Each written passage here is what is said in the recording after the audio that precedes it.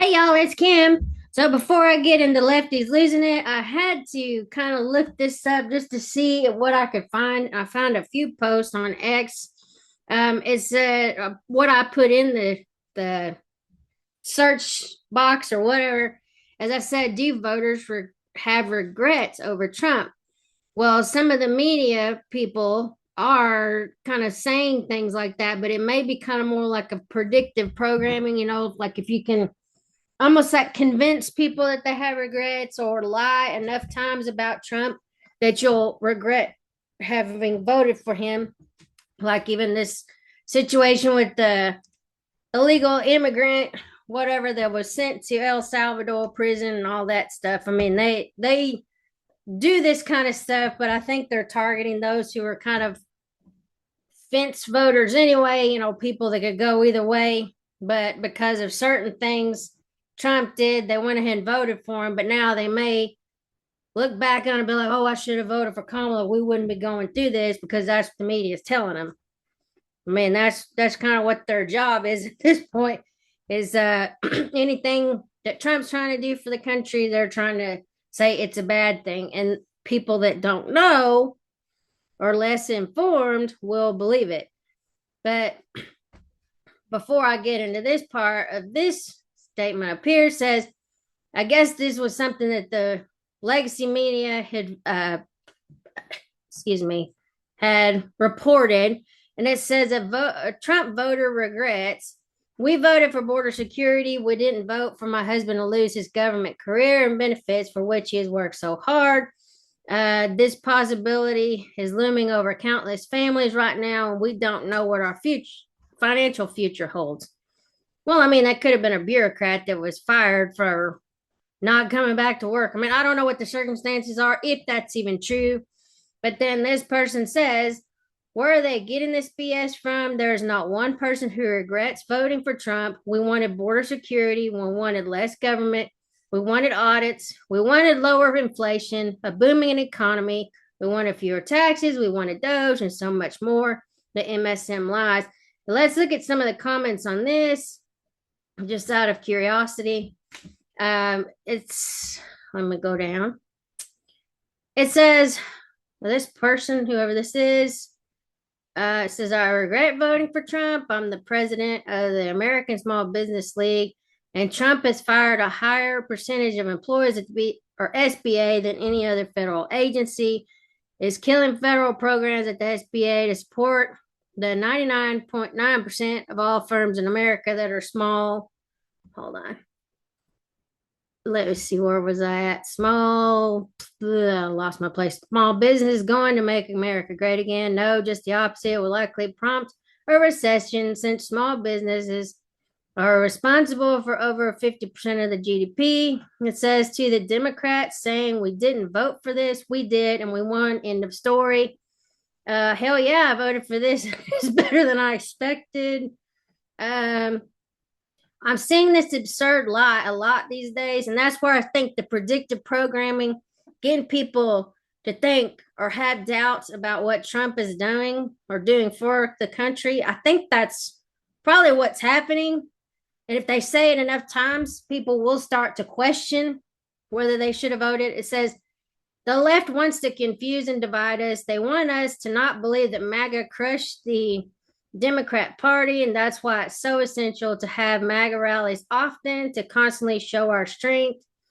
It says out of all the millions of voters, I'm sure there must be someone who regrets voting for Trump. Statistically, there must be some or one somewhere, but all the Trump supporters I've seen have had a permanent grin these last 2 weeks or so. This was from February 16th.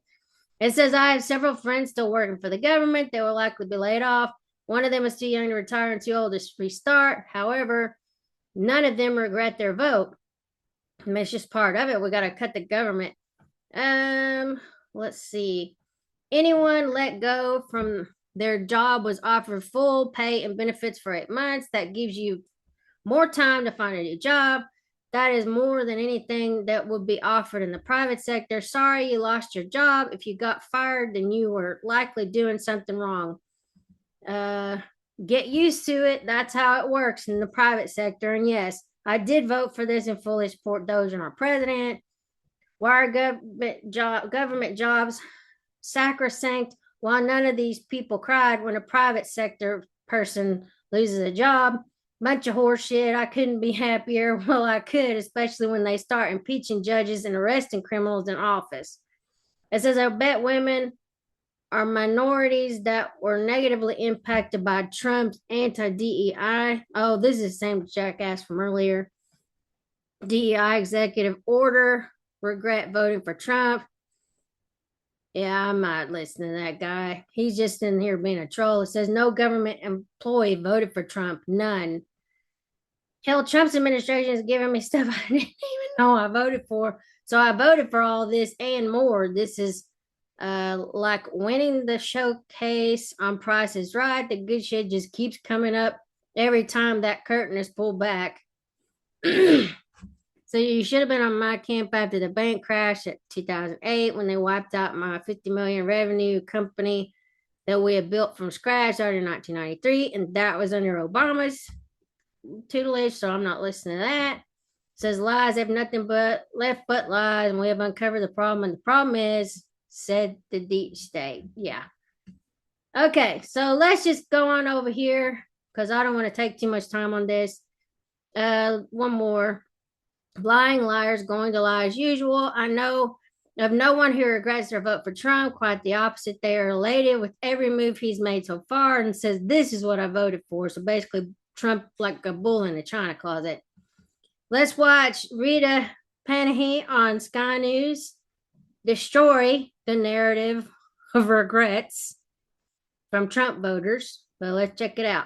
It's time for Lefties Losing It, and let's start with the landmark ruling in the UK's highest court. This is where reality triumphed over delusion. Yes, Britain's Supreme Court has helped restore a little bit of sanity in an increasingly mad world with a landmark ruling steeped in common sense and scientific certainty. In a definitive ruling, the court found that a woman is a biological female, always was, always will be. And that means women's spaces and women's sport should be protected from male bodies. Of course, that saw outrage from the usual suspects. I do my business with your business. Where I do my business is none of your business. Why I do my business is none of your business. Why we do our business is none of your business. Where I do my business is none of your business. Our biological sex does not decide what toilets we use, our brain does.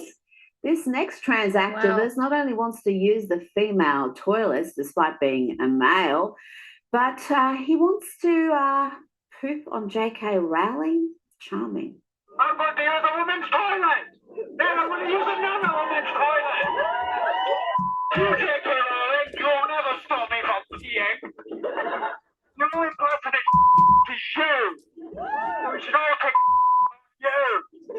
Your heinous cretin all. There's no civility when it comes to your human rights being demolished. Yeah, we're supposed to believe these guys are the oppressed ones. Now, here is UK broadcaster Julia Hartley-Brewer trying to debate this very issue with a trans activist. It went about as well as you'd expect. You are not, in fact, a woman.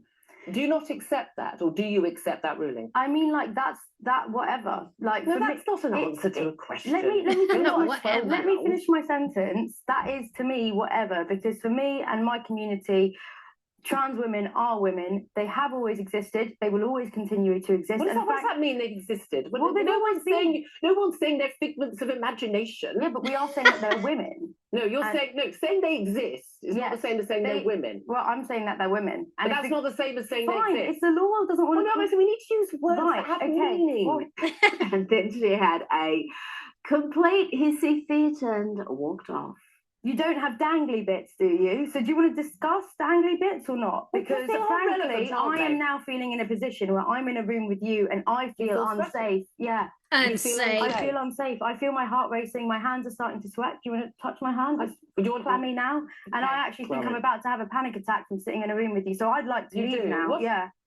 So, I you're Wow. feeling, yeah, What a wuss. you were asked to come on the show to have a conversation. and I've had a conversation. We had a very nice. We've had a We had conversation. well, you read out a statement, and and you now said I'd like to you ask read out you your some questions. statement. I You read didn't- out, you I did didn't at the read out a beginning. statement. No, that's me introducing the topic for people who are just tuning in and And you explaining added your what ad happened. libs. You got to say what you thought about it. I've said my piece, and now I'd Sorry, I'd really like to go. I thought we were actually you actually plugged into a mic there. Couldn't take the mic off first up.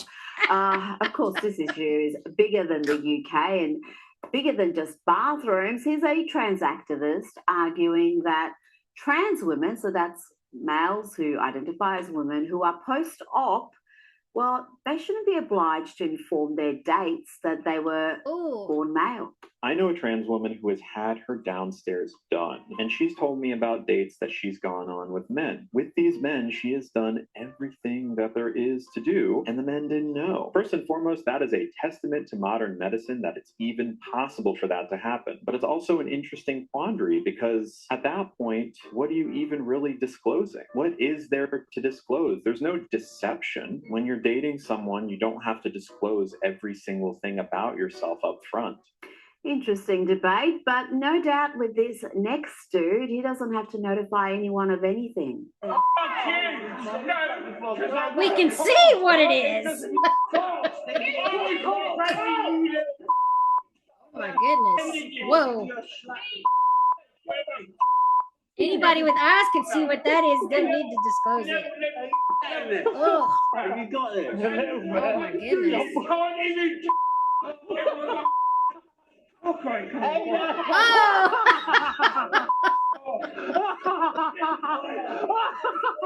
Now, the left have deluded Oh my themselves goodness. into believing that Trump supporters are feeling enormous regret, that somehow they don't like what the administration is doing, even though everything they're doing, they vowed to do in the election campaign. It's what they voted for. Here is CNN with a harsh reality check for the left. I hear all these stories, all these articles, all the Trump voters, they regret what they did back in 2024. I'm here to tell you, very few of them regret what they did back in 2024. What are we talking about? Trump voters looking back at 2024, we got a new poll out. The poll was conducted this month. What percentage would change their vote to a different candidate? We're talking just 2%, just 2%. That's not even a wide spot on the road. And when it comes to the Trump administration's deportation program, the leftist meltdowns from the Democrats and their propaganda arm in the mainstream media, well, it's having little impact. The majority of folks in the US want to see illegal immigrants deported, all of them. Deport all undocumented immigrants. Voters favoring the government trying to deport all 11 million of them. Back in 2016, just 38% of voters wanted the government to try to deport all 11 million undocumented immigrants. Compared to where we are in 2025, 56%, the majority. The American people have come a long way on this issue, much closer to Donald Trump. And I think that's a big part of the reason why Americans are increasingly saying the country is on the right track when it comes to immigration policy, and why Donald Trump's net approval rating on that issue is in the positive. Joining me now is journalist and filmmaker Ami Horowitz. Ami, the polling is clear on the deportation issue. A clear majority of Americans support it, despite the media meltdown. And talking about media meltdowns, the characterization of this violent, gangbanging illegal immigrant as some sort of innocent Maryland dad who was wrongly deported to El Salvador, that is just not translating with the American people. They are not buying it. And yet the Democrats continue to support this dude. You've got a number of them planning to travel to El Salvador to... Did y'all see the 4 that was trying to go down there recently? Let's see. I guess they already went. Democrats who are traveling to El Salvador. Let's see.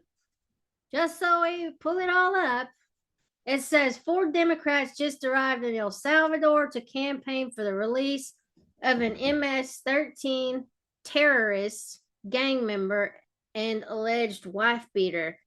Representative Robert Garcia of California, Robert Maxine, Alejandro Frost from Florida, Representative Yasmin Ansari of Arizona, and Representative Maxine Dexter of Oregon. Oh, sorry, I said Maxine here. This Maxwell Alejandro Forrest. I think that's this dude.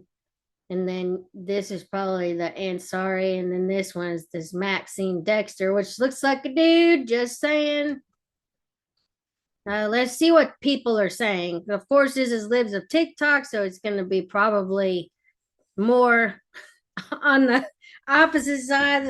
I'm saying they're going to probably side with Trump and the administration on this, but it says Democrat congressman didn't travel to North Carolina for hurricane victims, but will go to El Salvador to help an MS-13 gang member.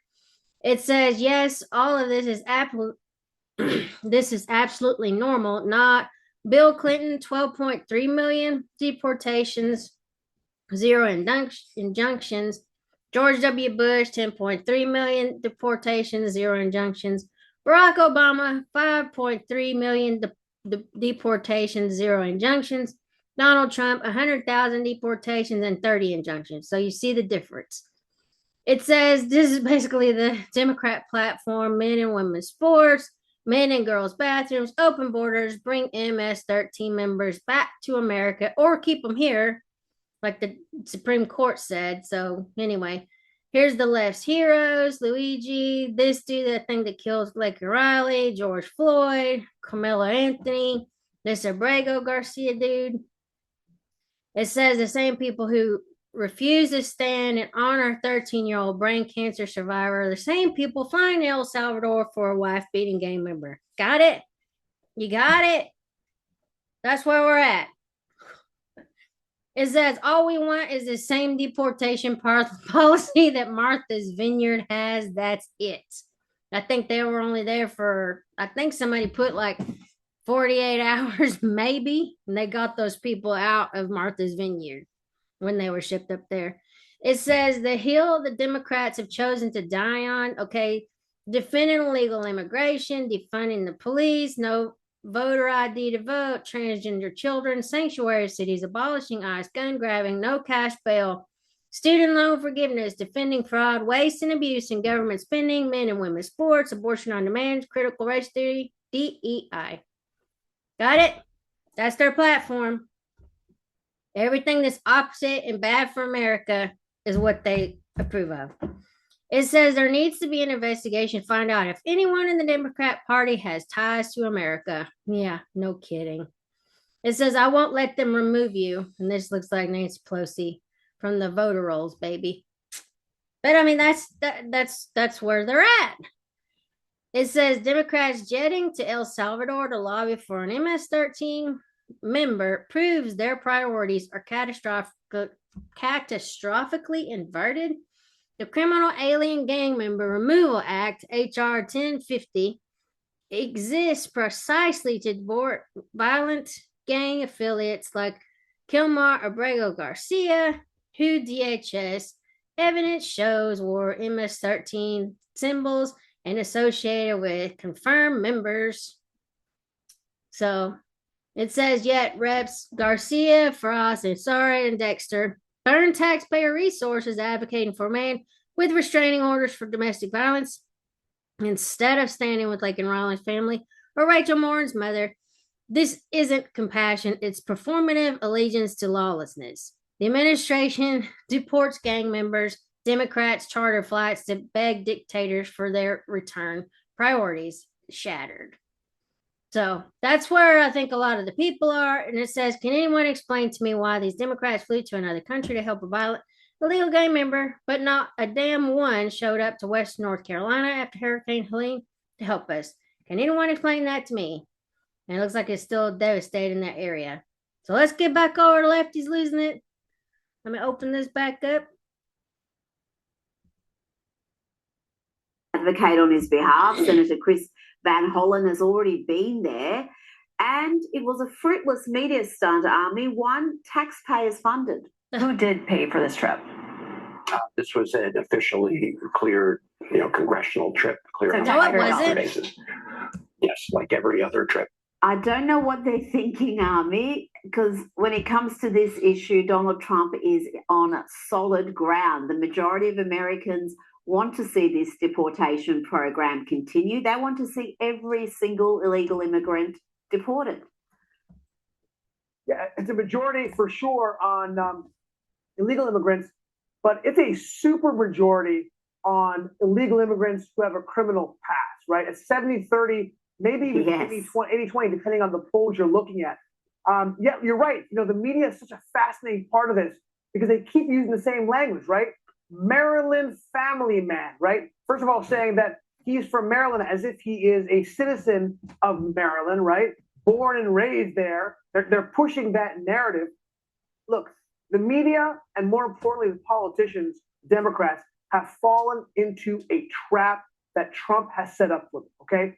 They are lining behind a guy like Mahmoud Khalil, right? A man who supports terror, who wants to support the killing of Jews, the destruction of the state of Israel. And the Democrats lined up behind this guy, and now they're lining up behind Abraham Garcia, who is not a sympathetic character, right? And you've got Val Holland, the guy you just showed there, with a photo op, sitting and talking with a man who is allegedly, and by court evidence, an MS-13 gang member, and also by court evidence in his own wife's complaint, beat his own wife. This is a massive trap that they're walking into. The polling numbers are very clear, like we said on this thing. But the only thing that could derail this is that if Trump makes a mistake and ends up deporting somebody who is a sympathetic character, it's possible, and that could turn it around. So he's got to be careful. But so far, the path that he's following is an interesting one, and the Democrats are walking right into it. And I think if that did happen, and when you've got a mass program that mistakes can happen, then you rectify it. I can't imagine the administration having someone deported wrongly wouldn't do something to address that. But in this particular case, it is just so clear cut. So for the Democrats and the media to become so preoccupied with this single case, really, it's bizarre. Now, the Italian Prime Minister, Giorgia Meloni, was in DC for meetings with the president, and it's clear that there is a great deal of warmth between these two leaders. The goal for me is to make the West great again.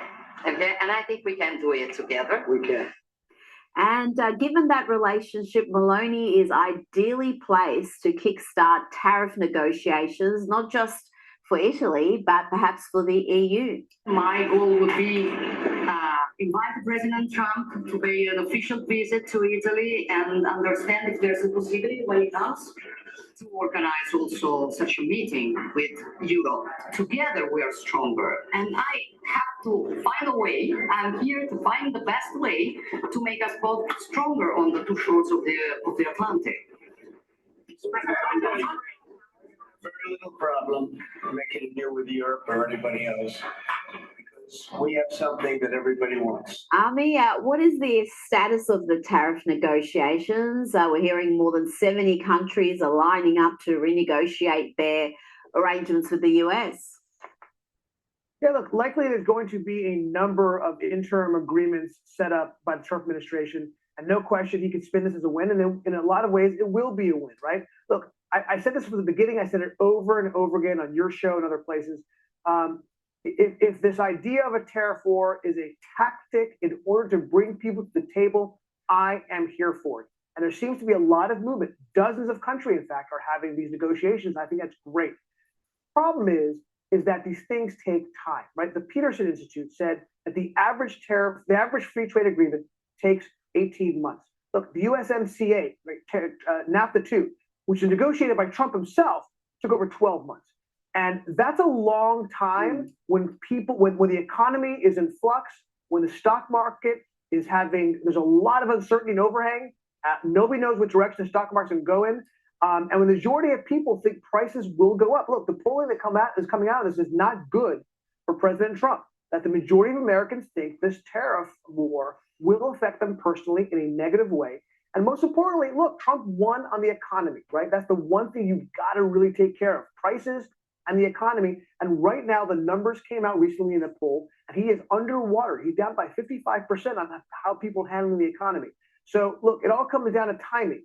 If he can get these things striking one after another quickly, I think this could turn into a significant win instead of what it looked like, which was an own goal. But the problem is just, does he have enough time before we have the next election cycle for the House and the Senate? Because if he doesn't get it done by that time, he's going to put the House and Senate at risk.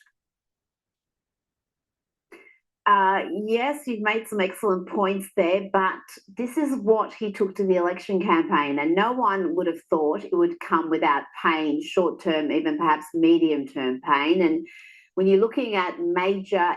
Well, and you got to think, he's still trying to clean up Biden's mess on all this stuff. And of course, the Democrats are throwing him in the courts. And I mean, there's a lot of other stuff that has to be done before he can get us back to some type of equilibrium. So you do have to be patient. Yeah, it's going to suck for a little bit. I mean, I'm not going to sit here and lie and sugarcoat it. I mean, I can see it happening. But I mean, it's like, okay, I mean, there is some uncertainty, but we can't freaking panic yet. I mean, it's like he's working on all these different things. And I mean, I think he's done so much already that we should be giving him credit for that. But of course, you know, they're polling people that were probably unsure about him anyway, maybe on the fence. I mean, like I said, I don't know anybody that's got regrets. I mean, I feel so much lighter knowing who we have in the office. And I know he's fighting for us. We just have to give it time. I mean, that's just plain and simple. But he's cleaning up the mess from the Biden administration, all fronts. So if this tariff thing works out the way it should, I mean, it'll just be better for America. We'll have better trade deals around the world with all these companies. I mean, I can't say that I have any products in my cabinet right now that's made in Mexico or Canada, or, I mean, plenty of stuff is China made, because let's face it, they've been kicking our butts for years. I mean, just about everything you have winds up being made in China. You know, any kind of plasticware, just different things. I mean, I'm sure I could look around the house and find stuff, but it is what it is. Economic reforms, this is part of the deal. I don't know. I know overall this is unpopular, the tariffs, because people can feel prices increasing and they fear inflation is going to get worse. But amongst Trump's voters, it actually is thus far still popular. So we'll see how that progresses.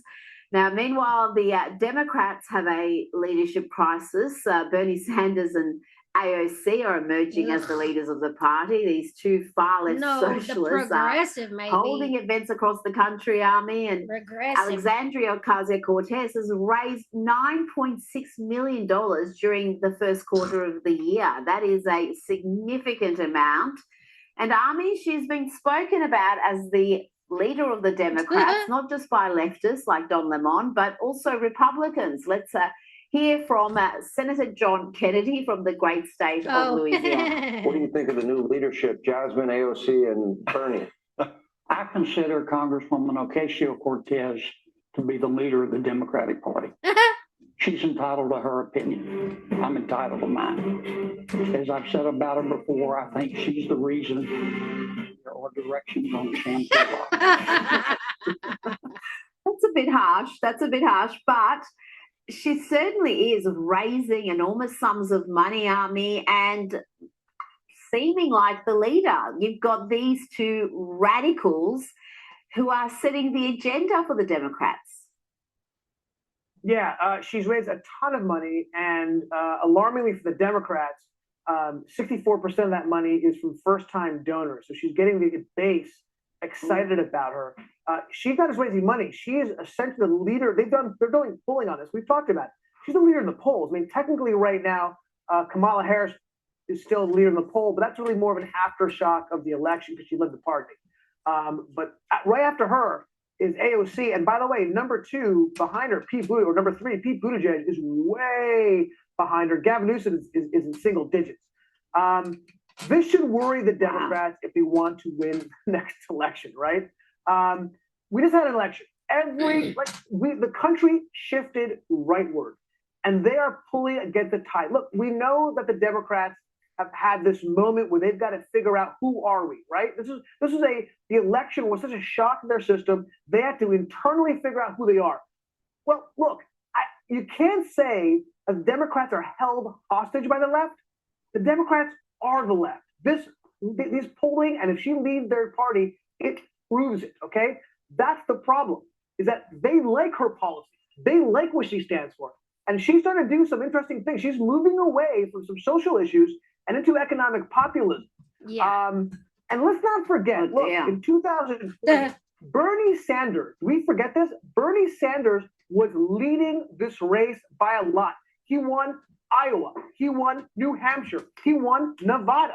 The only reason why the tide turned toward Joe Biden is because Congressman Jim Clyburn, at the last minute, said in South Carolina, said, you know what, I'm going to support him. Didn't before, but at the end, it was like, Bernie's a little too far. He shifted his support to Biden, which moved the black vote in South Carolina, which is one of the largest, if not the largest demographic and electorate in the Democratic Party. And he won that, and then that cascaded into a win. But prior to South Carolina, it looked inevitable that Comrade Bernie, who vacationed with his wife, or I think his honeymoon, in the Soviet Union, was going to become the Democratic nominee. Let's not forget that.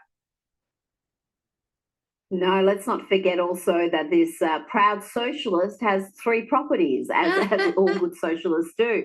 Now, Army, after weeks of feuding between the Trump administration and Maine's Democratic Governor Janet Mills, well, the Trump administration has had enough. They are suing Maine's education department for not complying with the ban on male bodies in girls' sports. I'm going to play here a video from XXXY Athletics, which shows just in the sport of high jump, just in that one sport, an Olympic sport, the top-ranked athletes in California, in Oregon, and in Connecticut in the girls' division are all boys, all athletes that were born male. Now, you personally took to the streets to discover how the radical left thinks about this policy, and it seems like pretty much every second person in Manhattan is from the radical left. This is frightening. You're a trans woman, you should be able to compete because in your heart you are a woman and that's who you truly are rather than who you want to be. And I feel like it would be just, if there's a word for it, not right. I think they're women, so they shouldn't be allowed to compete against women. I don't think there's like any reason that should, like, it's not like you have like some advantage or just. Okay, so he's interviewing people that are kind of what I would consider fringe. They're counterculture, not your normies. He's finding people to ask this question of with this kind of hair. So we almost probably can agree that this person probably voted for Kamala Harris if it voted. Then this thing too, walking around with whatever, those clothes like that. I mean, these aren't the mainstream, if that makes sense. So of course they're gonna approve of transgenders being in the sports. Just saying. Advantage. Yeah. Is it maybe transphobic to say biological men or biological women? Yes. Yeah, absolutely. Those people are, they've been failed by the modern education system. I mean, how can they think that men don't have a physical advantage when it comes to sport? No, they at the end of that video, I asked them, is there a physical difference between men and women? And they said, no, it's all socialized, it's all social, cultural, that have made men more successful. Look, this is another 80-20 issue that they simply cannot get the right side for. Look, they spent 4 years, more than 4 years, putting and supporting men and women's sports. They can't just change that. And the truth is, Rita, they don't want to change. This is something they truly, truly believe in, and they're going to lay down on the tracks as the train runs over them because they have such a deep ideological belief that there is no difference between men and women. Sorry. Oh, Army, what a bizarre. I lost my voice, stupid it's so hill crazy. to die on. Army Horowitz, thanks for your time tonight. So anyway, I just, as far as I'm concerned, I have no regrets voting for Trump. I hope y'all don't either. I mean, if you do, put it in the comments why you would regret voting for Donald Trump. It's going to take a little time to get sort of sorted out, but I mean, that's kind of where we're at. He's got to have time because he's still fixing the mess that Biden's camp left.